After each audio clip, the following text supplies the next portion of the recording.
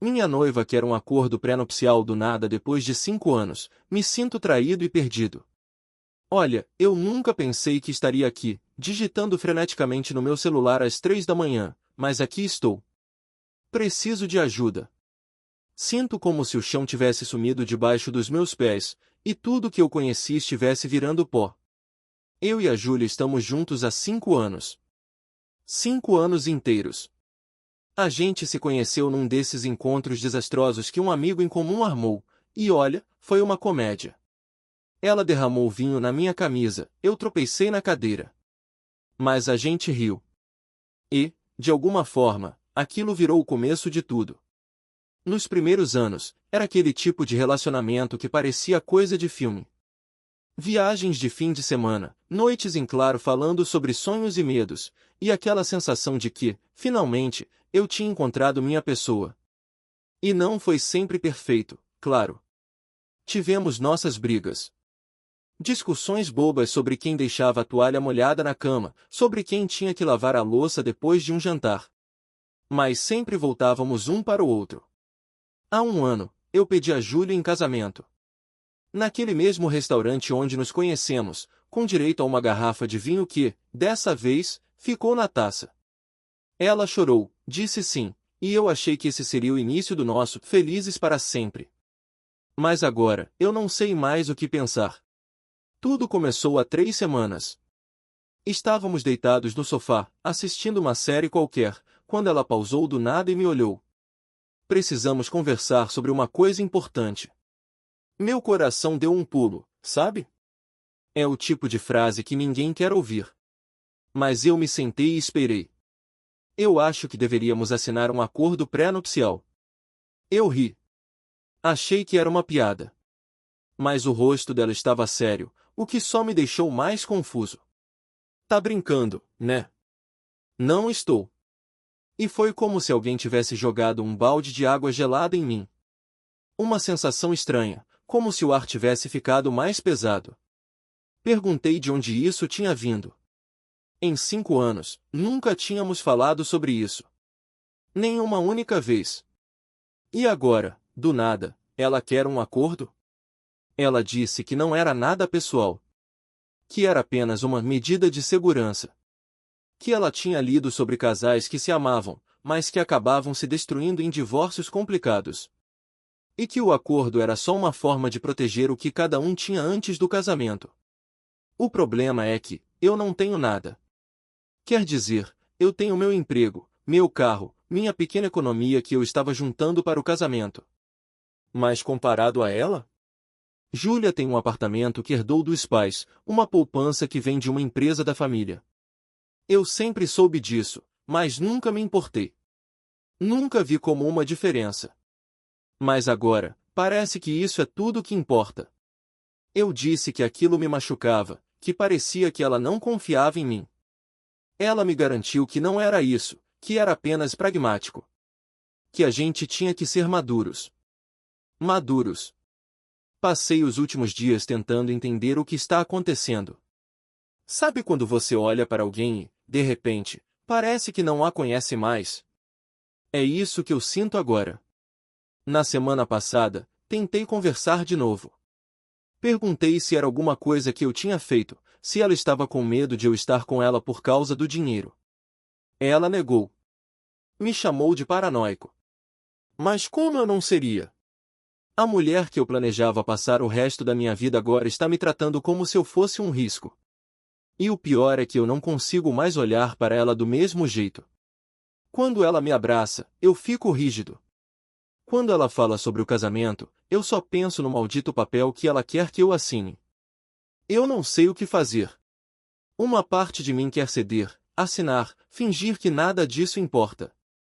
Que o amor é maior que um pedaço de papel. Mas outra parte só quer entender em que momento eu deixei de ser o cara que ela confiava, para virar alguém que ela sente que precisa proteger o dinheiro dela. Sinto que estou perdendo a Júlia, mas, ao mesmo tempo, não sei se já a perdi há muito tempo e só estou percebendo agora. E se eu estiver sendo dramático?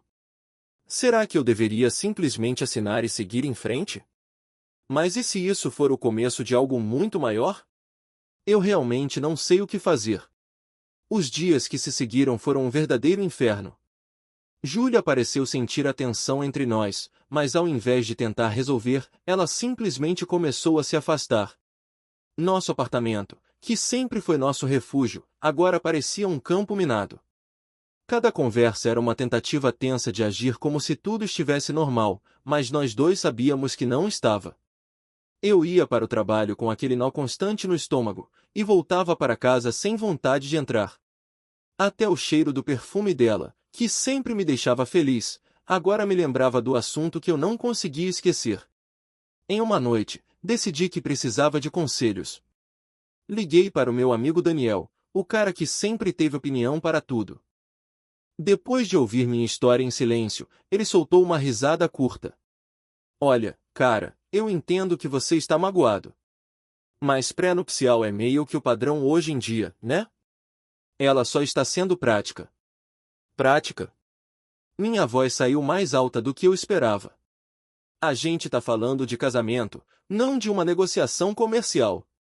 Mas casamento é um contrato, velho. As pessoas gostam de romantizar, mas no fim é isso. E se ela já tem patrimônio, faz sentido ela querer proteger. Aquele papo me deixou ainda mais irritado. Era como se ninguém visse o que eu estava vendo. Como se todo mundo achasse que eu estava exagerando, sendo imaturo. Mas será que eu estava? Decidi que precisava de outra opinião. No fim de semana, fui visitar minha mãe. Ela sempre foi uma dessas pessoas que enxergam a alma dos outros. Quando eu entrei na cozinha e ela me viu, já sabia que algo estava errado. Meu filho, o que houve?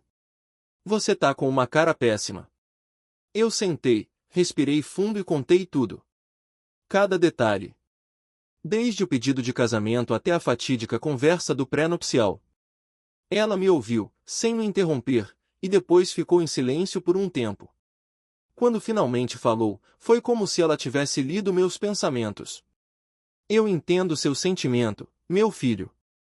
Você achava que vocês eram parceiros em tudo. Que não havia segredos, nem reservas. E agora, esse pedido faz você questionar se ela realmente confia em você. Exatamente. Eu quase gritei, aliviado que alguém finalmente entendesse. Mas... Ela continuou, escolhendo as palavras com cuidado. Você também tem que entender que o medo dela é real. Não é sobre você, é sobre proteger o que ela construiu, o que ela herdou. Ela tem medo de perder isso se algo der errado.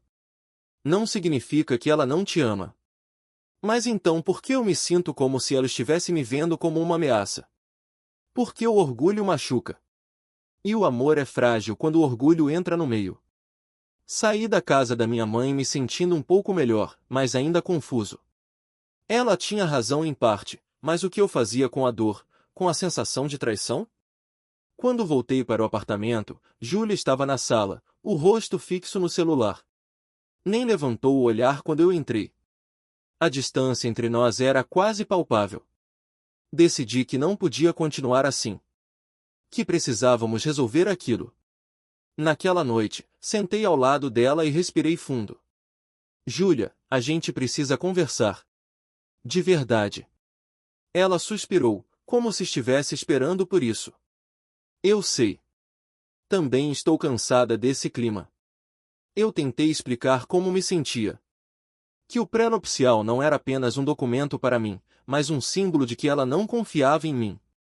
Que parecia que eu era um estranho tentando pegar algo dela. Ela me ouviu em silêncio e depois começou a falar, com uma calma que me irritou ainda mais. Eu não vejo assim, Pedro.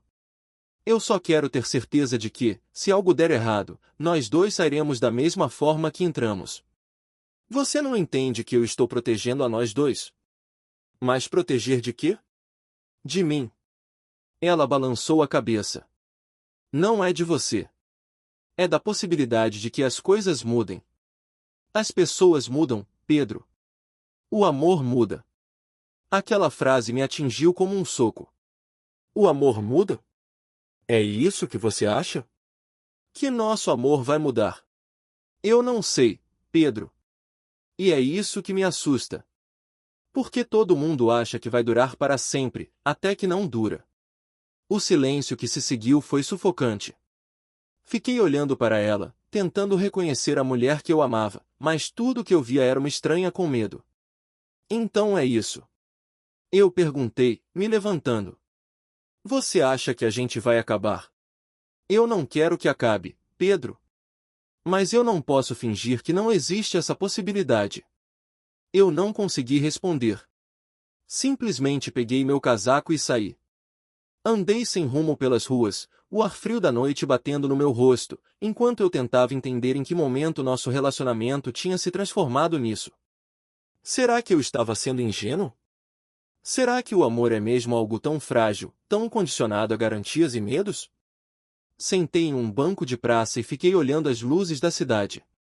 O peito apertado, a cabeça girando. Eu não sabia mais o que fazer.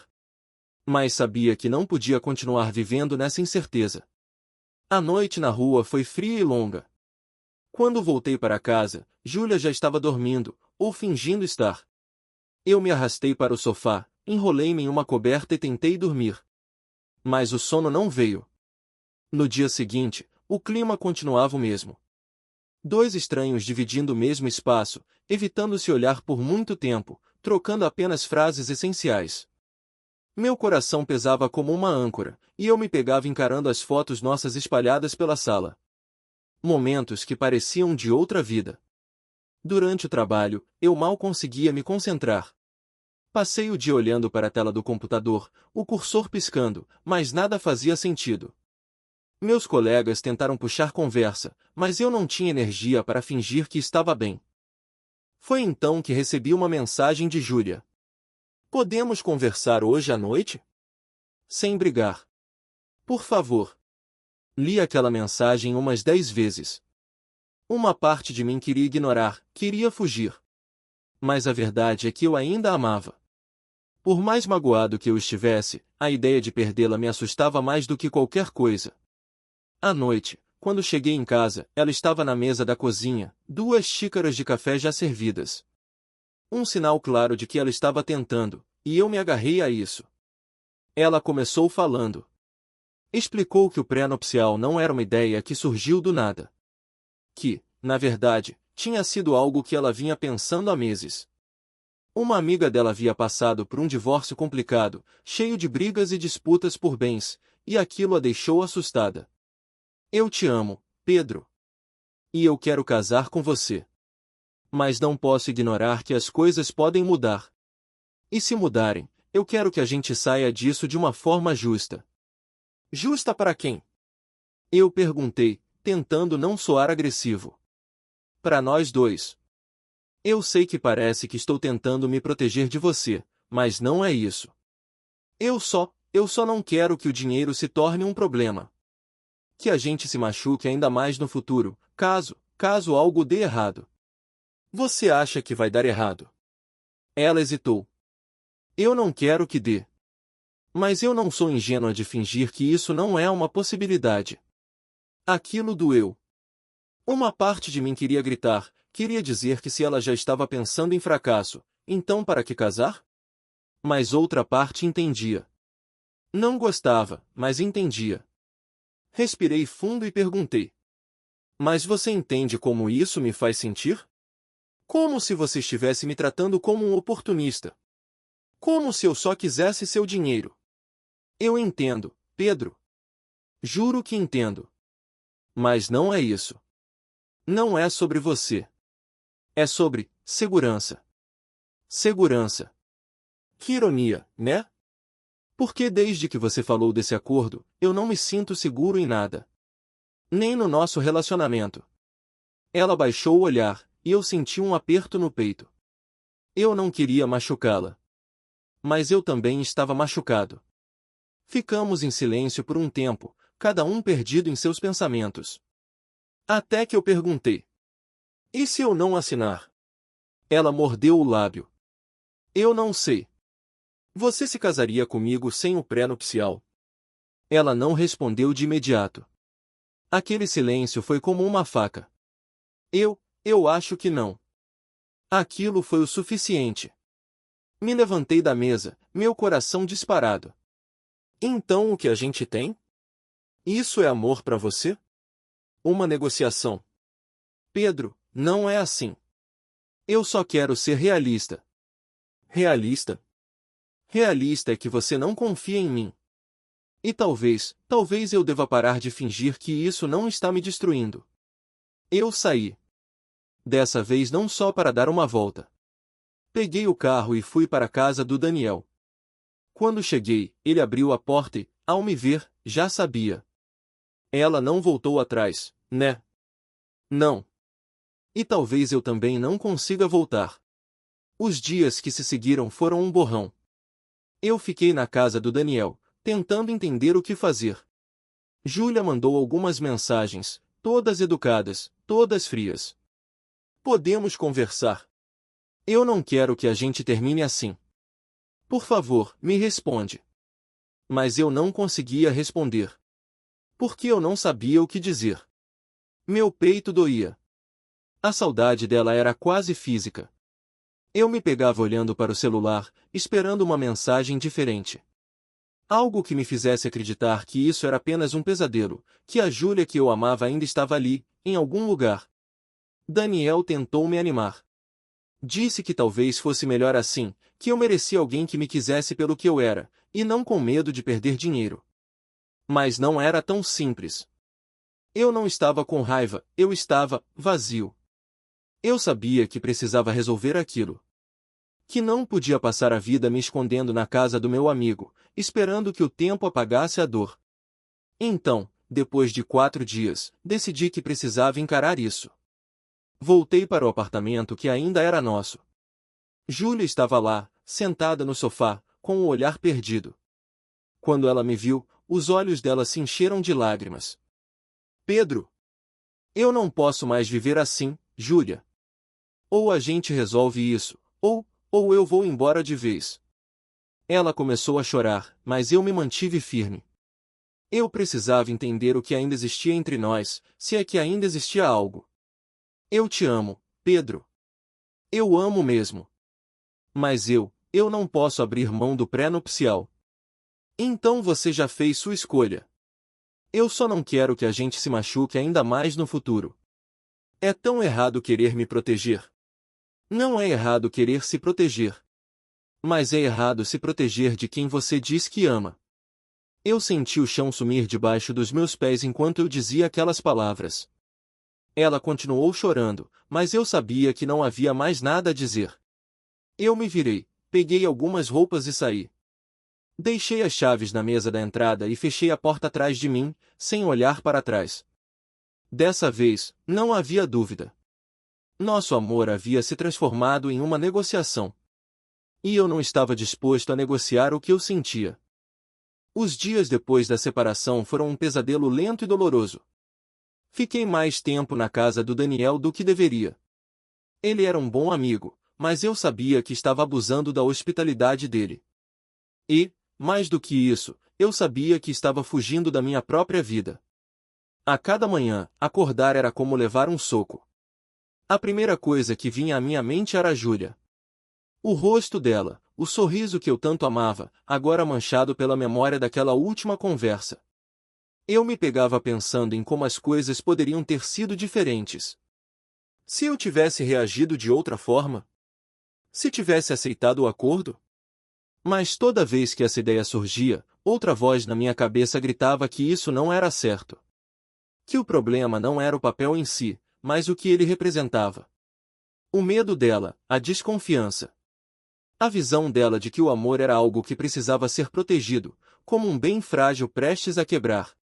Passei a evitar as redes sociais. Cada foto de casais felizes, cada post sobre casamento, só fazia o buraco no meu peito parecer maior. E, claro, havia os amigos em comum. Aquele silêncio constrangedor quando me viam, aquele olhar de pena que eu odiava. Alguns tentaram falar comigo.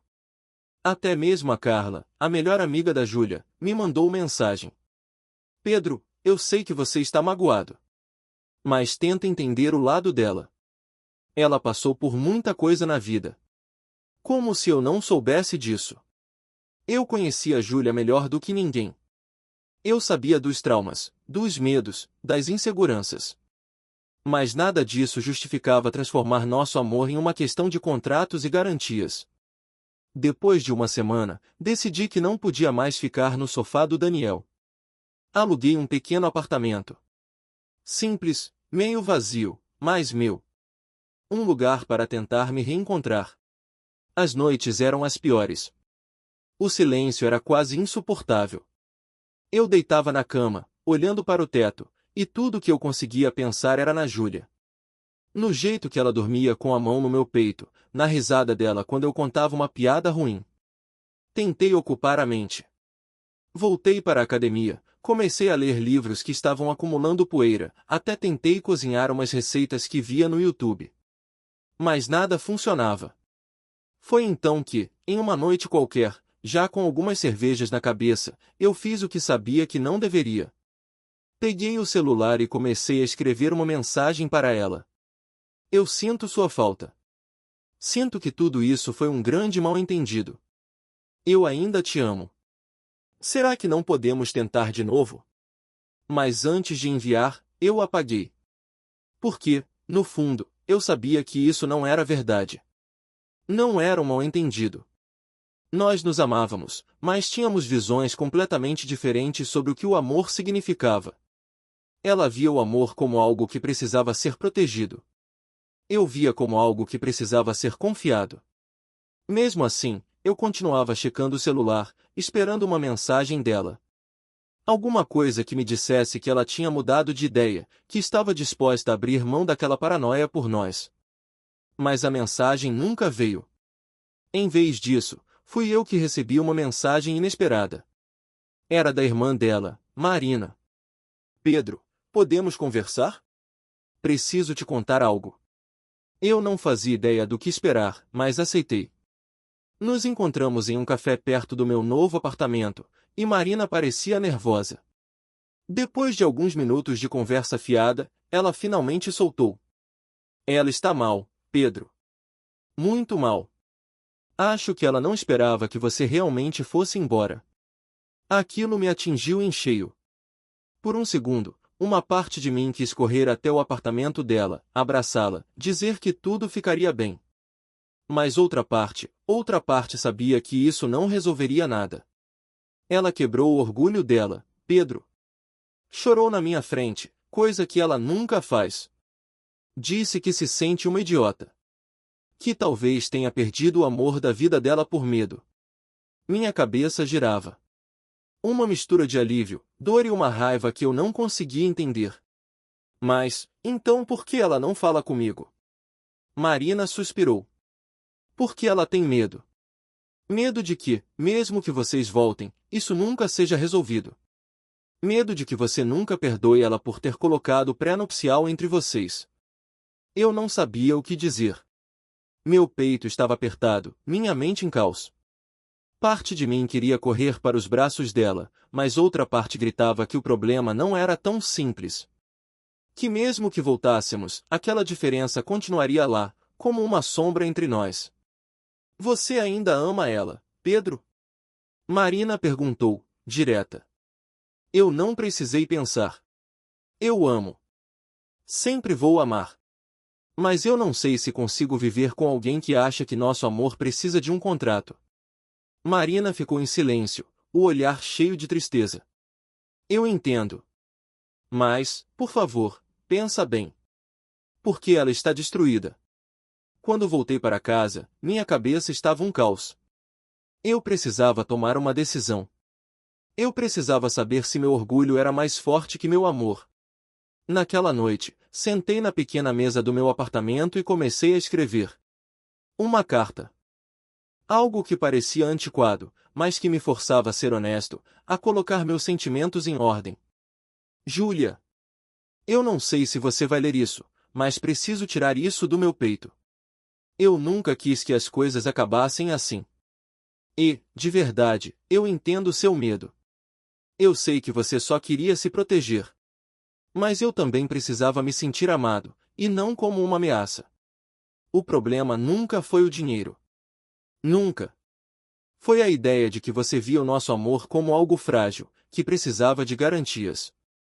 Eu ainda te amo. Talvez sempre ame.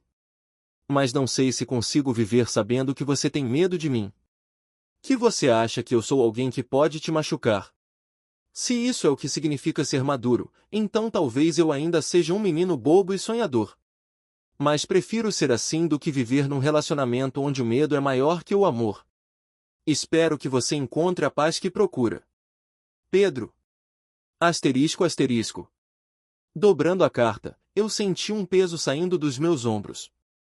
Talvez eu não tivesse todas as respostas, mas pelo menos eu sabia o que sentia. Na manhã seguinte, deixei a carta na portaria do prédio dela. Não sabia se ela leria, não sabia se ela responderia. Mas, pela primeira vez em muito tempo, eu senti que estava pronto para seguir em frente, seja qual fosse a resposta dela. Os dias seguintes foram uma mistura de ansiedade e resignação. Eu tentava não pensar na carta, tentava me convencer de que não esperava resposta. Mas toda vez que meu celular vibrava, meu coração acelerava. Será que ela leu? Será que ela entendeu? Será que ela responderia? Continuei minha rotina.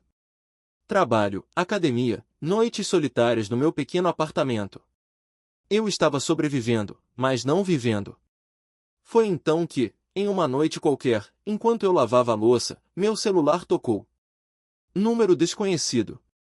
Meu coração disparou, e eu atendi, tentando parecer calmo. Alô? Pedro? A voz dela. Fraca, hesitante, mas inconfundível. Júlia. Eu recebi sua carta. O silêncio que se seguiu foi quase insuportável. Eu não sabia o que dizer, e ela parecia estar lutando com as próprias palavras. Eu não consegui parar de ler. Já reli umas 10 vezes. Eu precisava que você soubesse como eu me sentia. Eu sei. E você está certo. Você sempre esteve. Eu fiquei em silêncio. Aquilo era o que eu queria ouvir? Era isso que eu esperava? Eu achei que estava sendo madura. Que estava sendo responsável. Mas, na verdade, eu estava sendo covarde. Júlia. Eu te amo, Pedro. Eu sempre te amei. Mas eu estava com tanto medo de perder tudo, de ser machucada, que acabei me sabotando. Eu afastei a única pessoa que eu realmente queria na minha vida. Ela começou a chorar, e eu fechei os olhos, sentindo as lágrimas queimarem os meus também. Eu sou uma idiota, Pedro. Uma idiota que colocou dinheiro e medo na frente do amor. Você não é uma idiota, Júlia. Só estava com medo. E eu também estava. Eu só não queria admitir. Ficamos em silêncio de novo, mas dessa vez era um silêncio diferente. Menos pesado. Você pode me perdoar? Ela perguntou, a voz quase um sussurro. Eu respirei fundo. Eu não quero te odiar, Júlia. E eu não odeio. Mas, eu não sei se posso voltar a ser o mesmo. Eu entendo. Mais silêncio. E, então, eu percebi o que precisava dizer. Você ainda quer se casar comigo? Mais do que tudo. Mas, eu não quero mais o pré-nupcial. Eu joguei fora. Não é sobre o papel, Júlia. Nunca foi. Eu sei. Então por que você mudou de ideia agora? Ela respirou fundo, e eu quase podia vê-la fechando os olhos, tentando encontrar as palavras. Porque eu percebi que proteger meu dinheiro nunca foi o que eu realmente temia. Eu estava tentando proteger meu coração. E, ironicamente, acabei partindo ele. Eu fiquei em silêncio, absorvendo aquilo. E, então, perguntei. Você quer tentar de novo? De verdade. Eu quero. Mas eu não quero que você volte só porque eu estou pedindo. Eu quero que você volte porque você ainda acredita na gente. Eu fechei os olhos. Por mais magoado que eu estivesse, eu sabia a resposta. Eu acredito. Mas eu não sei se consigo esquecer tudo isso. Vai levar tempo. Eu entendo. Eu estou disposta a esperar. A lutar por nós. Sem contratos, sem garantias. Só nós dois. Ficamos conversando por horas. Choramos, rimos, lembramos dos bons momentos. Pela primeira vez em semanas, eu me senti leve. Mas eu também sabia que as feridas ainda estavam lá. Que o medo, a desconfiança, não desapareceriam da noite para o dia. No dia seguinte, nos encontramos. E foi estranho. Ao mesmo tempo familiar e novo. Nos abraçamos, mas não houve aquele calor imediato. Era como se estivéssemos reaprendendo a ser nós mesmos. Passamos os dias seguintes juntos, mas com calma. Conversando, redescobrindo um ao outro. Eu ainda morava no meu pequeno apartamento, ela no dela. Não era um retorno triunfal, era um recomeço. As semanas se transformaram em meses. E, pouco a pouco, as feridas começaram a cicatrizar. Eu aprendi que não precisava apagar o passado para seguir em frente. E ela aprendeu que o amor não é sobre segurança, mas sobre confiança. Até que, em uma tarde de sábado, estávamos caminhando pelo parque. Ela segurou minha mão e parou, me olhando nos olhos. Pedro, eu quero que você volte para casa. Eu sorri. Você tem certeza? Tenho. E, dessa vez, não tem contrato. Só nós dois. Arriscando tudo. Porque é assim que o amor deve ser.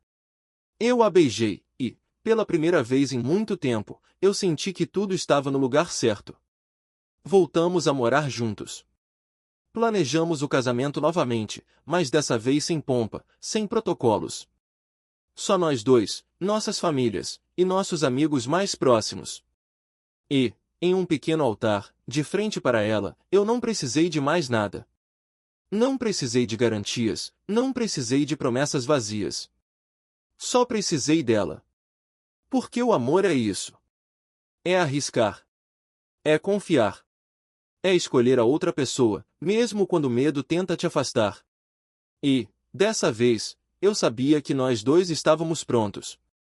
Nosso casamento foi simples, mas perfeito. Uma cerimônia ao ar livre, cercada por amigos próximos e nossas famílias. Júlio estava radiante, e eu me sentia como o homem mais sortudo do mundo. Mas o mais importante, eu me sentia em paz. Depois do sim, depois do beijo e dos aplausos, fomos para a pequena recepção. Nada exagerado, apenas uma festa cheia de risadas, boa comida e música que nos fazia lembrar dos nossos primeiros encontros. Durante a noite, em um momento em que ficamos sozinhos no jardim, Júlia segurou minha mão e sorriu. Você acha que a gente precisava passar por tudo aquilo para chegar aqui? Eu não sei, mas acho que foi necessário. Ela me olhou, os olhos brilhando sob a luz suave. Eu nunca mais vou deixar o medo me controlar. Nunca mais vou colocar dinheiro ou garantias acima do nosso amor. Eu sorri, puxando-a para perto. E eu nunca mais vou deixar orgulho falar mais alto do que o que eu sinto por você. Era verdade. Porque o que tínhamos agora era diferente. Mais forte. Construído sobre feridas que haviam cicatrizado. Nossa vida voltou ao normal, mas com uma leveza nova. Nós dois tínhamos aprendido a nos comunicar de verdade, a falar dos medos, das inseguranças, sem medo de julgamento. Mas não era uma vida perfeita. Nenhum relacionamento tínhamos nossas brigas, nossas discussões. Algumas vezes, os velhos fantasmas voltavam. Mas agora, sabíamos como enfrentá-los. Juntos. E foi assim que eu percebi que o verdadeiro contrato entre nós nunca foi um pedaço de papel. Era a confiança que construímos, a honestidade brutal, o amor que escolhemos todos os dias. Alguns meses depois, numa tarde de domingo, enquanto estávamos deitados no sofá, ela olhou para mim com um sorriso tímido. Pedro, eu tenho uma novidade. Eu me sentei, curioso. O que foi?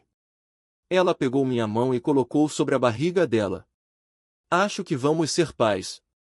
Meu coração parou por um segundo, e depois começou a bater tão rápido que eu pensei que ia desmaiar. Você tem certeza? Ela riu, os olhos marejados. Sim. Eu fiz o teste. Quer dizer, ainda precisamos confirmar no médico, mas eu sinto que é verdade. Eu a abracei com tanta força que quase derrubei nós dois do sofá.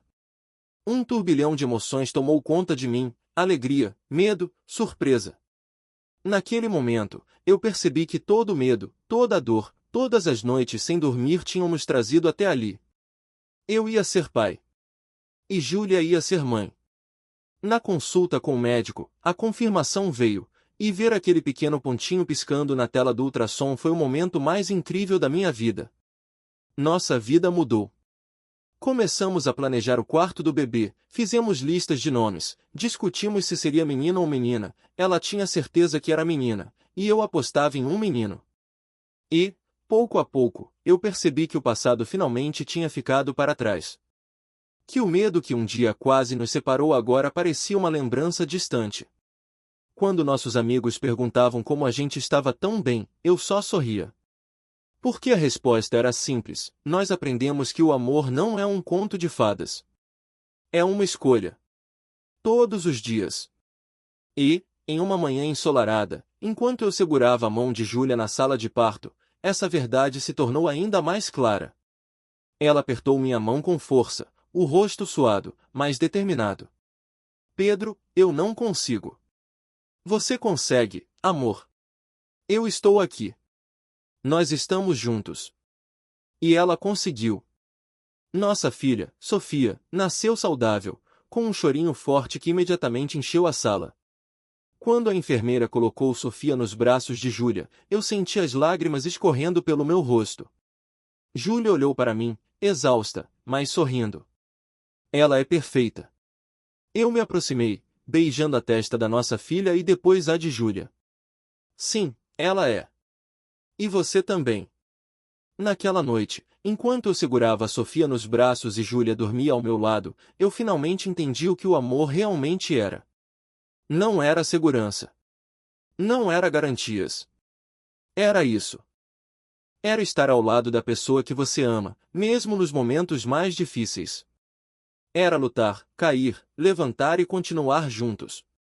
Era confiar. E eu sabia que, não importava o que o futuro nos reservasse, nós enfrentaríamos tudo juntos. Por que nós escolhemos isso? Por que nós escolhemos o amor? Atualização final. Oi, pessoal. Eu não achei que voltaria aqui, mas depois de tudo o que aconteceu, eu senti que precisava encerrar essa história com vocês. Desde meu primeiro post, eu recebi tantos conselhos, alguns que me abriram os olhos, outros que me deixaram furioso na época, mas que, olhando agora, eram exatamente o que eu precisava ouvir. Para quem não acompanhou, eu e Júlia nos casamos. Não foi um conto de fadas, não foi um final de filme. Foi um recomeço. Um recomeço difícil, cheio de conversas dolorosas e feridas que demoraram a cicatrizar. Mas foi verdadeiro. A nossa filha, Sofia, está com 6 meses agora. Uma bolinha de energia e sorrisos. Às vezes, eu fico olhando para ela dormindo, e eu sinto aquele mesmo nó no peito, mas agora é um nó de gratidão. Eu não vou mentir para vocês, eu e Júlia ainda temos nossos altos e baixos. A sombra do pré-nupcial nunca desapareceu completamente. Houve dias em que os velhos medos tentaram voltar. Houve noites em que discutimos, em que as inseguranças ressurgiram. Mas a diferença agora é que nós aprendemos a falar. A não guardar ressentimento. A dizer eu estou com medo em vez de você está me magoando. Eu sei que muitos de vocês, lá no começo, disseram que eu estava sendo fraco. Que eu deveria ter saído, que amor de verdade não precisa ser tão complicado. E talvez vocês estivessem certos de certa forma. Mas eu também percebi que o amor verdadeiro não é o que nunca enfrenta dificuldades. É o que sobrevive a elas. Júlia e eu escolhemos ficar. Escolhemos lutar. E hoje, eu posso dizer que estou feliz com essa escolha. Às vezes, eu ainda me pego pensando em como tudo começou. Em como eu quase deixei meu orgulho destruir o que mais importava para mim. Mas o que eu mais aprendi é que o amor é uma decisão diária. Não é sobre garantias ou contratos. É sobre confiança e perdão. Então, se alguém aí estiver passando por algo parecido, eu não sou um guru do amor, longe disso. mas eu diria para vocês serem honestos com o parceiro e com vocês mesmos. Porque não existe amor verdadeiro sem vulnerabilidade. E para quem estava preocupado, não, nós nunca assinamos o tal do pré-nupcial. No final, Júlia entendeu que segurança não vem de um pedaço de papel. E eu entendi que não preciso ser invencível. Obrigado a todos que me acompanharam, que me deram conselhos, que me criticaram e que me apoiaram. Vocês foram parte dessa jornada, quer eu gostasse ou não.